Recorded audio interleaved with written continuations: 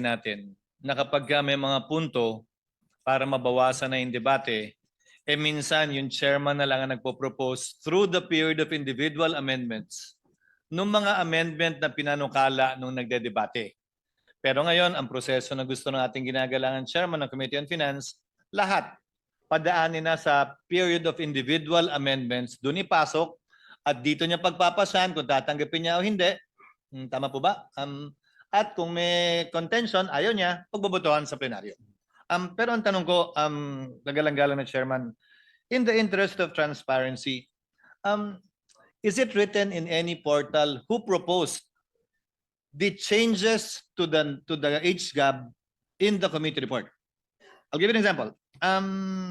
Out of the blue, yung Cagayan State University, pinroposa ng 77 million na dagdag. Pero yung katabi niya sa rehiyon na yun, Batanes State College, wala. May I ask, who proposed the 77 million increase? Is that in any of the portals that we have right now? Again, in the interest of transparency. Actually, yung mga proposals, we took into consideration rin yung mga proposals ng mga agencies. But as we always practice, mga agencies po magpapadala ho dito ng mga recommendations, what to increase, what to augment. So we consulted also with our vice chairman, we consulted also with the members through the technical working group. Kaya ho, nag-issue kami ng notice for the technical working group para doon natin mapag-usapan. In fact, si Senator JV was there, Senator Lauren was there, Your Honor, para mapag-usapan. is it your position that all of the proposed increases in the committee report were given by the agencies themselves? Halos lahat po. No. Halos lahat. All or not all? Halos lahat. What Halos about lahat. those that did not come from the agency? Kanino po nanggaling? Sino po ang proponent nun? May mga proponent po na galing po sa mga senators. Sino nga po at sino po ang nagpas? Sino yung proponent at sino yung nagpasya? Dahil yun po ang gagawin natin ngayon sa plenaryo, hindi po ba? Ipopropose sa floor, pagpapasyahan po ninyo. Kung hindi agree, pwedeng pagbotohan. So pwede po bang malaman, nakalagay po ba sa mas kinasaang transparency portal na ginawa natin, isa sa mga unang resolusyong pinasa natin, kaugnay sa budget, kung sino nag-propose individually nitong mga ito? Halimbawa po, I'll just pick at random, Your Honor. Yung 1 million increase ng Bureau of Treasury, agency? Proposal? Yan po ay galing po sa unprogrammed funds at inilipat ho natin sa program. Proposal po ba yan ng agency? Proposal ho ng technical working group nung pinag-usapan ho. Ano pong pangalan at address ni TWG? I mean, again, we want transparency, Your Honor, right? So we have to put it on the record. Yeah. Well, the whole changes involved in the committee report is about, according to you, 326 billion. So isn't it just proper and right that we know who the proponents are of these proposals? marami ho kasing mga proposals pinapadala ho sa amin in writing.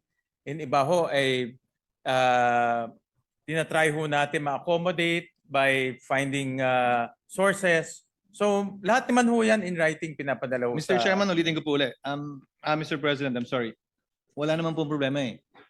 Ang tanong ko po, nakasulat po ba yan sa mas kinasaang transparency portal na nilabas ninyo kung kanino nang galing yung mga proposal na nilagay sa committee report ng Committee on Finance at sino po yung nag-approve?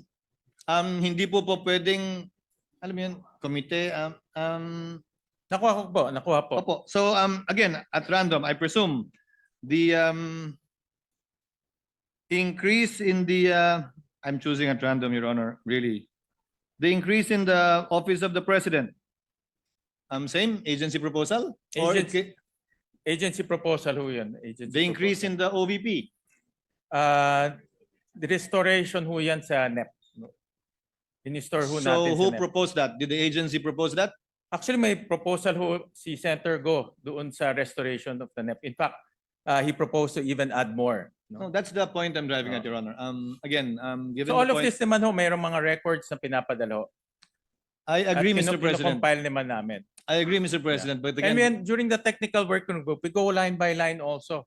Lahat po ng mga items, line by line, And pinag-uusapan ho doon kung sino nag-propose, kung ano pa, kung hindi ho kaya ma-accommodate, ano ho pwedeng i-accommodate. So, pinag-uusapan naman ho doon. Again, agreed, Mr. President. We have no debate there. Hmm. The point is, although it's collated, although it's compiled, is it found anywhere? It's in, hindi ho namin in-upload sa portal, if that is the question of His Honor. Yes, so it's not in any portal. But lahat ho yan ay may basis and recorded. Yes. Yes, I'm sure there is. I'm sure there is. Only that it's not in any portal. No, hindi ho. Pero lahat ho yan naman ay recorded. Just to cite a few more examples, which I'm sure are remembered by the good chairperson, yung in-increase po natin sa National Defense Agency proposal. Yes. In fact, 90 billion ho ang request ho nila. All program. Because yung Mayowa nila na-exhaust na ho to 60 billion. Agency proposal through a executive session.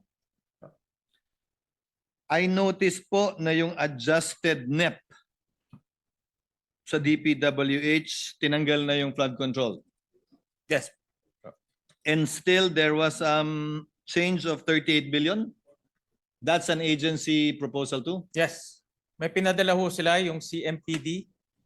But admittedly, the CMPD was applied across the board, which is admittedly also might have distortions in the pricing. I admit that. So it's by way of errata, in other words. Magpadala ho sila ng matrix ng CMPD. In fact, ang kanilang total computation is about 60 billion, but we couldn't find the 60 billion. Yung sa Philippine Coast Guard agency proposal, Your Honor, Yes, recommended by Senator JVR Cito. kulang din yun kasi mas malaki yung... Yes, correct. Naalala ko yun. kulang. 200 plus billion ho yun. Recommended by the vice chairs. And also some senators also recommended themselves. During the Si Senator debates. Ba, maraming recommendation During even the like the debates. vice chairs. Yes, during the debates. I And also remember the that. technical working group. Doon ho sila nag-recommend. As a technical working group. I think just that, Mr. President, Your Honor. Again, for the interest of transparency, if you will be doing that with the individual, we might as well upload somewhere these amendments as contained in the committee report, which amounts to a by far bigger amount. Yeah. Again, amounting to about 326. Yes, Tama we'll ba? take the suggestion of the former Senate President. Thank you, Mr. Thank you, President. Mr. President. and Thank you, Your Honor, The Senate just for President his is recognized. consideration.